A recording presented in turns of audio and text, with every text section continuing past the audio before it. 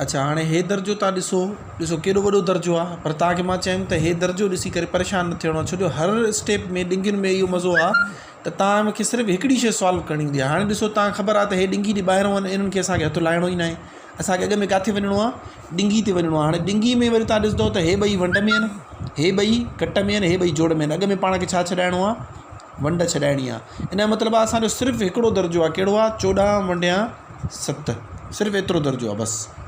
बाक़ी सॼो केले जो छिलको आहे लाहे करे हेठि उछलियोसि। ॾिसो असां छा लिखंदासीं, 2 × 3 - 8 + 16 / 2। हाणे कंहिं जेको आहे सो 1 या 2 क्लास जे ॿार खे ॾियो त भाई कापी करे लिखो त उहो ई लिखी वेंदो। ॾिसो ॾिंगी बि ॾिनीसीं, हेॾो -8 बि साॻा +2 बि साॻा।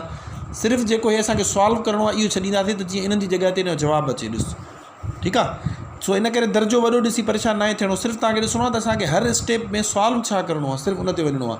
हाणे ॾिसो 7 जो खोड़ो 14 ते पढ़ंदा त 1 + 7 = 7 = 14। ठीकु थी वियो। हाणे वरी असांखे ॾिंगी वारो ॿाहिरों वारो दर्जो कंहिं कम जो न आहे, इहो एज़ इट इज़ लिखी वेंदासीं सिर्फ़ु, पर इनखे 4 अखियूं करे लिखणियूं आहिनि, ध्यान सां लिखणो आहे। सिर्फ़ु काई बि निशानी ग़लति जेको आहे थी वई या घटि वधि को अंगु लिखिजी वियो त पोइ तव्हांजो दर्जो ग़लति थी वेंदो।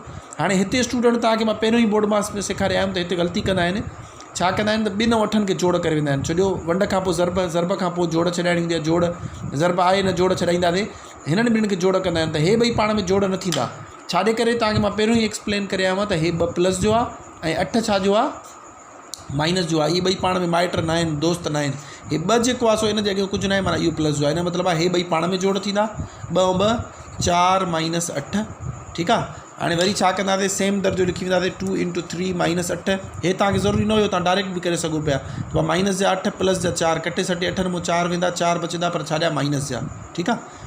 +16 / 2 - 2 इंटू, हाणे ॾिसो हे 4 प्लस जो 8 माइनस जो। हाणे वॾे में नंढो वांगुरु कट थींदो आहे, घणो बचंदो 4, पर उहो 4 छा जो हूंदो, माइनस जो हूंदो। ठीकु थी वियो। हाणे अचूं था पिया 2 × 3। हाणे ॾिसो ॾिंगी में हिकिड़ो अंग बचियो न, ॾिंगी ख़तमु करण जे लाइ असां हिनखे ॿाहिरें अंग सां ज़रब कंदासीं।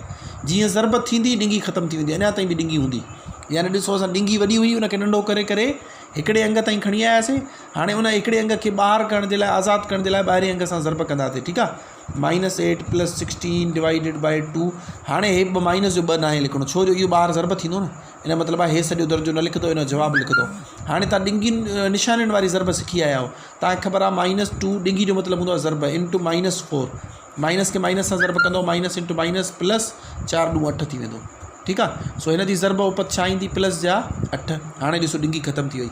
हाणे ॾिंगी जॾहिं ख़तमु थी वई त हाणे पाण सभिनि खां पहिरियों छा छॾाईंदासीं, वंड। 2 × 3 साॻियो रखंदासीं, माइनस जा 8 साॻा रखंदासीं, हेॾो प्लस जा 8 साॻा।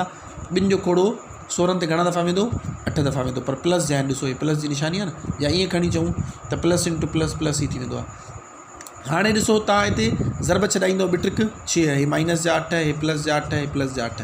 हाणे तव्हां ख़बर आहे माइनस जा 8 प्लस जा 8 कटिजी वेंदो, या तव्हां 8 वटि 16 कंदो, उन में 6 बि जोड़ कंदो, जेको आहे सो 16 8 वटि 16, 16 × 6 घणो थींदो, 22। 22 में वरी 8 कट कंदो, घणा बचंदा, 24 बचंदा। ठीकु आहे। जेकॾहिं तव्हां हीअ डायरेक्ट 8 प्लस जा हुया, 8 माइनस जा हुया न, तव्हांखे कंहिंखे 8 रुपया ॾियणा बि आहिनि, वठणा बि आहिनि, तव्हां छा करे छॾंदो, कैंसिल। हाणे 6 ऐं 8 तव्हां पाण में जोड़ कंदव, घणा थी वेंदा, 14 बचंदा। हे तव्हांजो छा थी वियो, आंसर थी वियो। ठीकु आहे। ॾिसो असां केॾो वॾो दर्जो हुयो, उनखे हिकिड़े दर्जे ते खणी आयासीं। अञा ॿियो एग्ज़ाम्पल ॾिसो, तव्हांखे आसानी सां सम्झ में अची वेंदो। मिसाल वठूं था पिया, -9 + जा 7 × 3 × 15 / 3 - 8 × 2। ठीकु आहे। हाणे ॾिसो तव्हांखे ख़बर आहे ब्रैकेट जे ॿाहिरों वारो त कंहिं कम जो न आहे फ़िलहालु, × 3 सेम रखंदासीं। हाणे ॾिंगी ते हलंदासीं, छो जो अॻ में ब्रैकेट छॾाइणी हूंदी आहे। ब्रैकेट में वरी हे ज़रब में आहिनि, हे वंड में आहिनि, अॻ में वंड छॾाईंदासीं। ठीकु आहे। हे -8 × 2 सेम रखंदासीं। हाणे 3 जो खोड़ो 15 ते घणा दफ़ा वेंदो, 1 टिक टिक 2 टिक 6 टिक 9 4 टिक 12 5 टिक 15। ठीकु आहे। हाणे ॾिसो -9 + 7 × 3। ठीकु आहे। हाणे छा करिणो आहे असांखे ख़बर आहे, हे ॿई जोड़ ऐं कट जा आहिनि, हे ॿई ज़रब जा आहिनि, त अॻ में ज़रब छॾाईंदासीं।